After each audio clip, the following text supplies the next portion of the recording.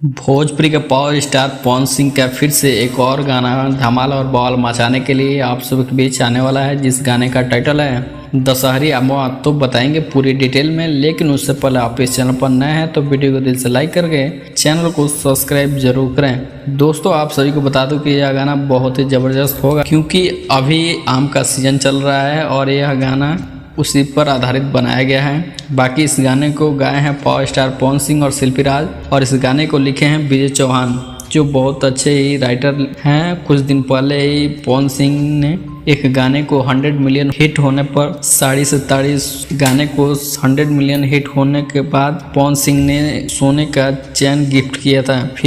फिर से दशहरी अमवा जैसे गाने को लिखे हैं, और पावर स्टार पवन सिंह के साथ क्वीन शालिनी भी नजर आने वाली हैं। बाकी यह गाना टी सीरीज भोजपुरी हमारे चैनल से रिलीज किया जाएगा। इस गाने को अभी तक टाइम फिक्स नहीं किया गया है। बाकी आप सबके बीच बहुत जल्दी यह गाना आने वाला है। तो आप ही पावर स्टार पवन सिंह के सच्चे फैन है तो वीडियो को दिल से लाइक करके चैनल को सब्सक्राइब जरूर करें। धन्यवाद।